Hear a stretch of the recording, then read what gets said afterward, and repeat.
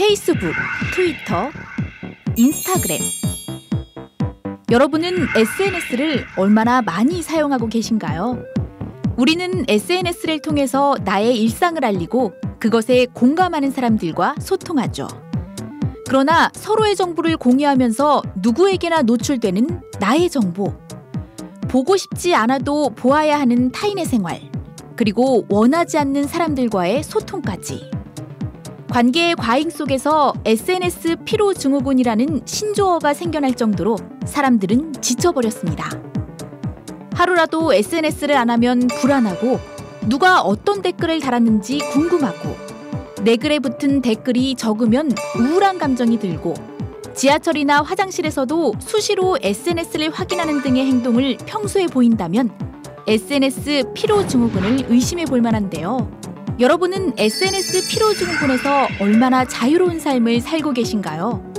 아마 대부분의 사람들이 한 번쯤은 고민해 봤을 겁니다.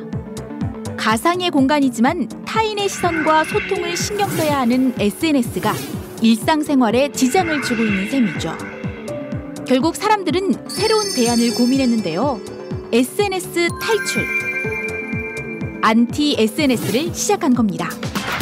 안티 SNS란 기존의 SNS가 가지는 문제점을 직시하고 SNS를 아예 없애거나 문제점을 개선한 형태의 SNS를 사용하는 것을 말하는데요.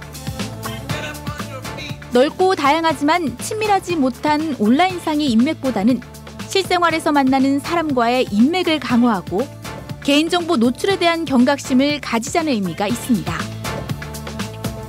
이미 많은 앱들이 등장해 인기를 끌고 있는데요. 사용하던 SNS 계정과 글을 모두 삭제해주는 웹사이트 자살기계부터 주소를 등록해 이웃 주민들끼리만 가입할 수 있는 넥스트도어, 정해진 시간이 지나면 자동으로 내용이 사라지는 스냅챗까지 사람들과 소통을 유지하면서도 불필요한 관계는 줄일 수 있는 다양한 SNS들이 개발됐죠.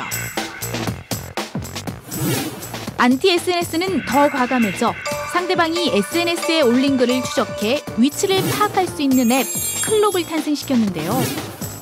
마주치고 싶지 않은 사람을 등록하면 가까이 왔을 때 알림을 보내주고 만남을 피할 수 있는 경로를 알려주기도 합니다. 위치가 공개되는 SNS를 역이용함으로써 자신의 정보는 보호하지만 남의 정보는 알고자 하는 SNS 사용자의 양면성을 보여주고 있죠. 안티 SNS는 소통 공간의 또 다른 변화를 예고하고 있는데요. 범람하는 SNS. 단지 온라인 속 한 공간이 아닌 사람과 사람 사이의 연결이라는 것을 잊지 말아야 합니다.